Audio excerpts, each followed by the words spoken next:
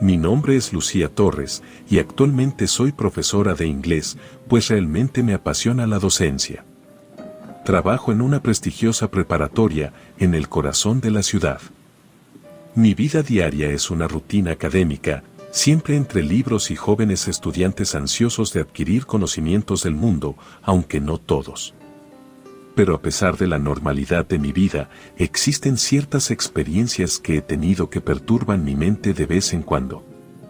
Hace apenas unos días, en uno de nuestros descansos habituales, me encontraba compartiendo café y conversación con otra maestra.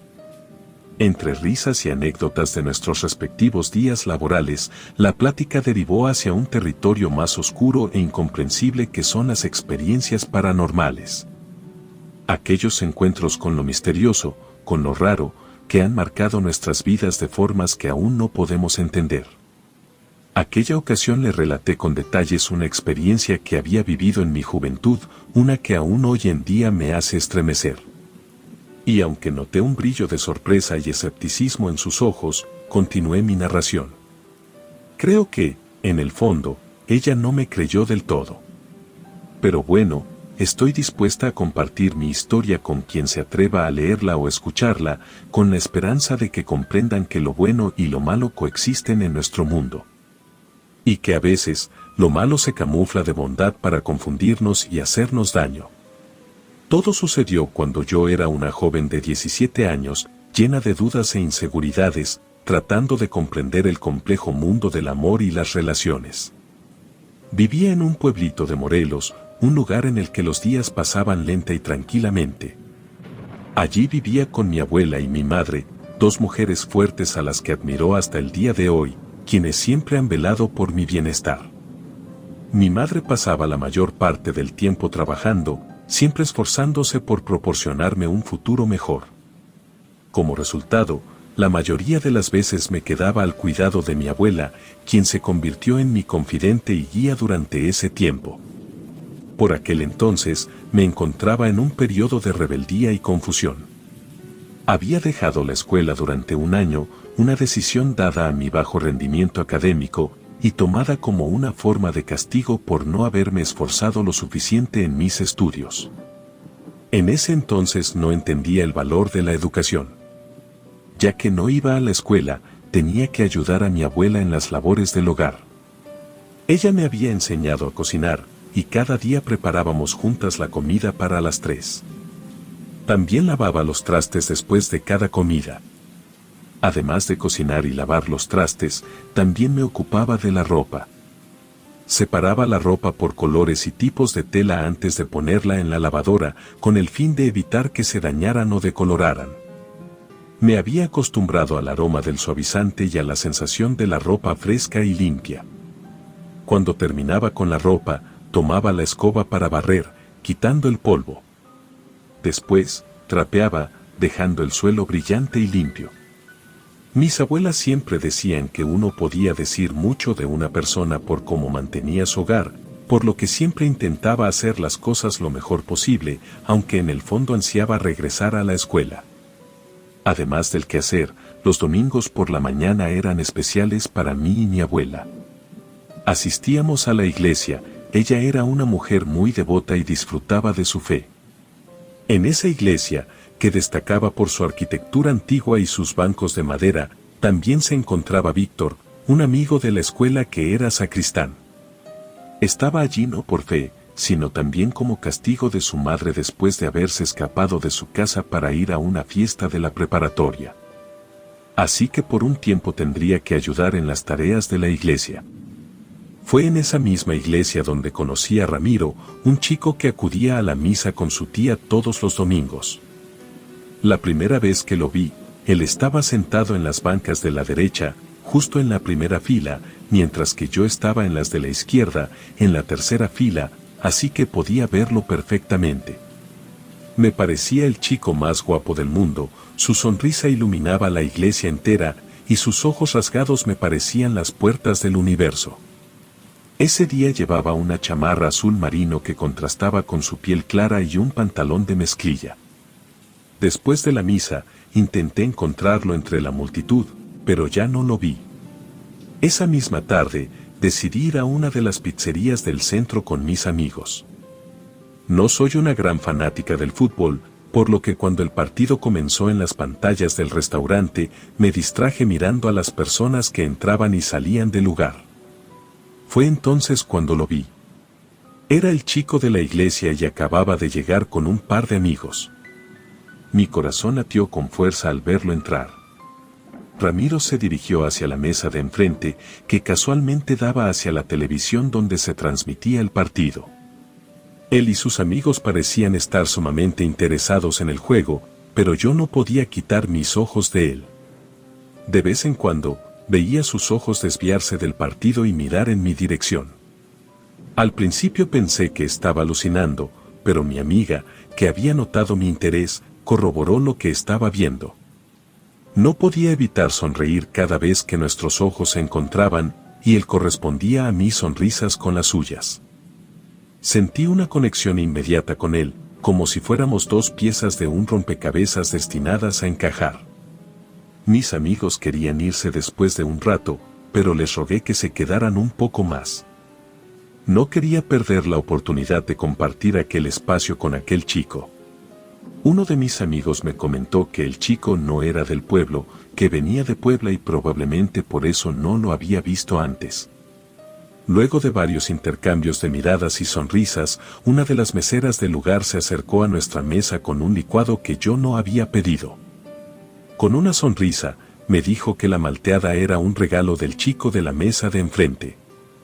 Aunque quise gritar de la emoción, simplemente le agradecí y le pedí que le diera las gracias a Ramiro por el licuado. Cuando finalmente tuvimos que irnos, levanté la vista para despedirme de él. Ramiro me miró, sonrió y levantó su mano en señal de despedida. Yo hice lo mismo, sintiendo un cosquilleo en el estómago ante la idea de verlo de nuevo. Aquel día, que empezó como cualquier otro, terminó siendo lo que yo creí que sería la historia de amor más bella, aunque no fue así. En fin, pasaron los días y me la pasaba pensando en él. Y el destino me sonrió cuando lo volví a ver una semana después, una vez que había ido por unas cosas en el centro.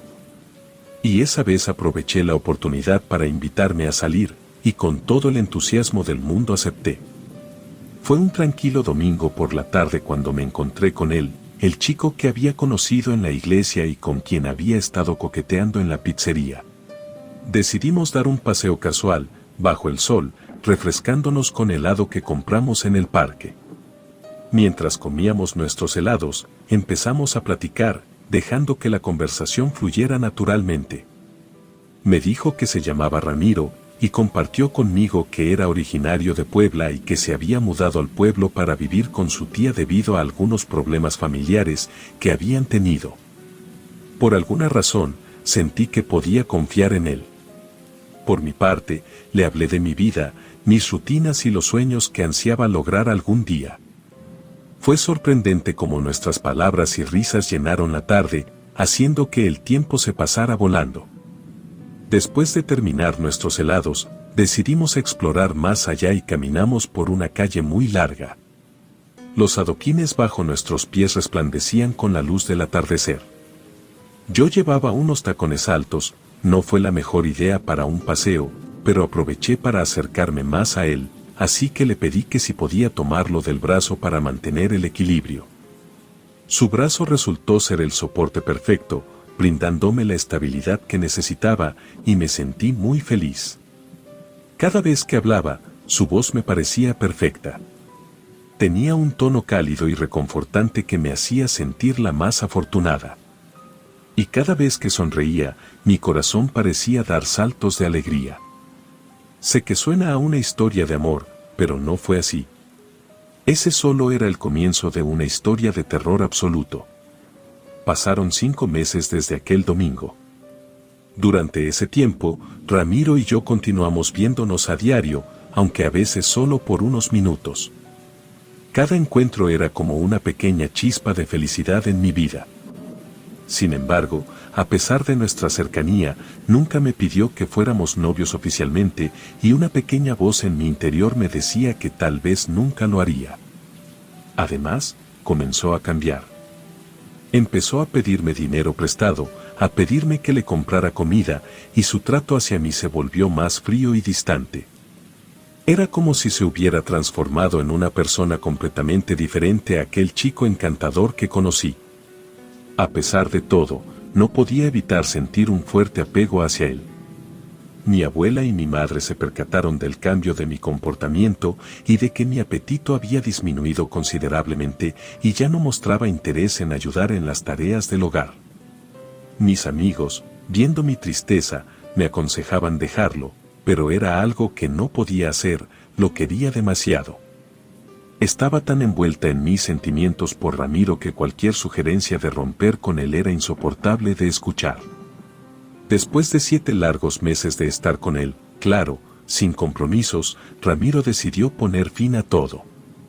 Un día, sin previo aviso, simplemente me dijo que ya no podíamos estar juntos. Y con esas palabras, se alejó como si el tiempo juntos no hubiera significado nada para él. Para mí, a mis 17 años y viviendo mi primer amor, sentí como si el mundo se fuera a acabar sin él. Sé que suena ridículo, pero a esa edad, cada experiencia se siente de una manera intensa. Sentía como si hubiera perdido una parte esencial de mí. Era un jueves cuando sucedió. Ese mismo día, busqué consuelo en el lugar donde lo conocí, la iglesia. A esas horas y entre semana, la iglesia estaba prácticamente vacía. Allí, bajo la gran cruz y los vitrales coloridos, me desmoroné y lloré, pidiéndole a Dios que me ayudara, que hiciera que Ramiro volviera a estar conmigo. Mientras lloraba, sentí una mano tocar mi hombro. Al voltearme, vi que era Víctor, mi amigo sacristán, mirándome con preocupación. Al ver mi estado, me preguntó qué estaba pasando. Mientras lloraba, le conté todo, mi relación con Ramiro, cómo había cambiado y cómo había terminado todo. Víctor escuchó en silencio, sus ojos reflejaban empatía. Cuando terminé, me dijo que no valía la pena sufrir tanto por alguien como Ramiro. Sin embargo, no pude evitarlo y le dije que no dijera eso. Le dije que él no entendía, que yo realmente quería a Ramiro, que deseaba con todo mi corazón que él volviera a ser el chico del que me había enamorado. Víctor me miró en silencio durante unos momentos, como si estuviera pesando mis palabras. Continué llorando, podía sentir el dolor por la pérdida de Ramiro aún fresco en mi corazón. Después de un tiempo, que pareció una eternidad, Víctor finalmente habló, diciendo que él podría tener una solución para mi problema. Me dijo que él había aprendido en la iglesia que había un santo que ayudaba a las personas que necesitaban algo relacionado con el amor y que, si ponía toda mi fe, seguramente me ayudaría. Me dijo que era San Judas Tadeo y que tenía que poner una pequeña estatua en mi casa, en un altar, ponerlo de cabeza, con unas velas de color rojo y que debía decir unas cuantas cosas. Las lágrimas dejaron de brotar de mi rostro y comencé a escucharlo atentamente, pues era la oportunidad de que Ramiro se arrepintiera y volviera a estar conmigo. Víctor me dijo que no me preocupara, que él me daría la imagen del santo, así como las velas y lo que tenía que leer, que volviera al siguiente día a las 5 de la tarde. Me dijo también que lo único que quería era que estuviera bien y que la fe me iba a ayudar. Le agradecí porque me sentía mejor y ya tenía una esperanza de que todo estaría bien con quien, en ese entonces, creía que era el amor de mi vida. Esa noche fue eterna, no pude dormir. Me la pasé llorando y pensando en los buenos momentos que habíamos tenido Ramiro y yo, ni siquiera pensaba en los malos. Al día siguiente ayudé un rato a mi abuela y a las 5 ya estaba en la iglesia, como me había dicho Víctor. Cuando lo vi, me dio una bolsa negra y me dijo que ahí estaba todo lo necesario para poner el altar.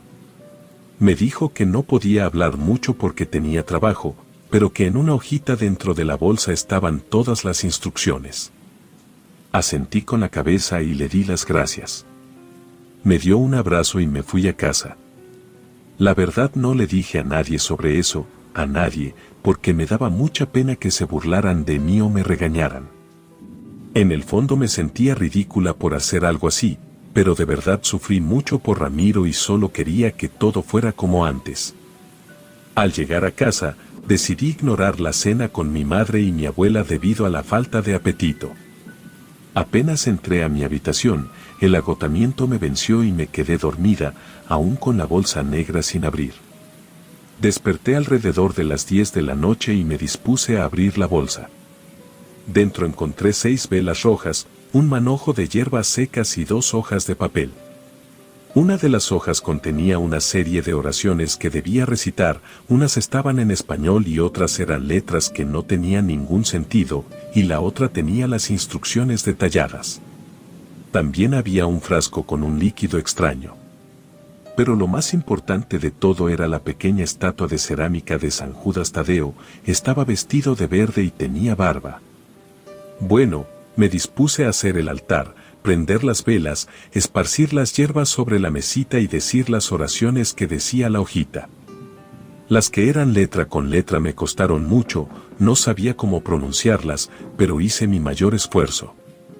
Aparte, agregué otras más que yo misma había creado diciendo el nombre de Ramiro. Después de hacer todo eso, me volví a dormir, pero soñé cosas muy extrañas que hicieron que me despertara abruptamente. Abrí los ojos y solo había oscuridad, y hasta que mis ojos se acostumbraron a ella, me di cuenta de que había una sombra cerca de la ventana. Pero cuando limpié mis ojos con las manos, ya no vi nada. Unos segundos después, se escuchó algo raro en la mesa, era como si un animal pequeño estuviera caminando ahí. Por esa razón, me levanté y prendí la luz, porque si era un ratón debía decírselo a mi mamá. Me di cuenta de que no había nadie, pero algo llamó mi atención enormemente. Era la figura de San Judas Tadeo, y parecía que estaba llorando sangre, pues de sus ojos salía un líquido rojo que goteaba en la mesa. Siendo totalmente sincera, me asusté al principio, pues era algo anormal, algo que no debía ser, pero después recordé que en la tele había visto que esos eran milagros, y me alegré porque quizá eso significaba que Ramiro y yo volveríamos a estar juntos. Quizá el santo me había escuchado y me iba a ayudar. Le di las gracias en mi mente, pero justo en ese instante se escuchó una voz susurrando en mi oído diciendo, favor con favor se paga. En ese momento, comencé a gritar de miedo y fui corriendo al cuarto de mi abuela, quien me preguntó qué me pasaba. No le respondí, pero le dije que por favor me dejara quedarme con ella esa noche, y siendo tan amable como siempre, me dijo que sí. Me abrazó y me dijo que ella me estaba cuidando, que no pasaba nada. Le agradecí, y minutos después, me quedé dormida.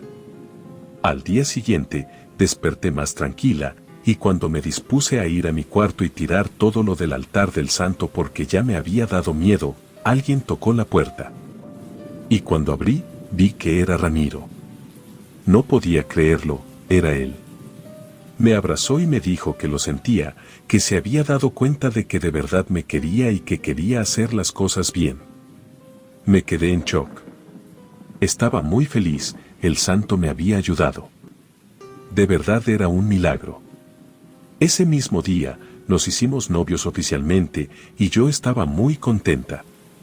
Pasamos el día juntos, vimos películas y reímos como antes.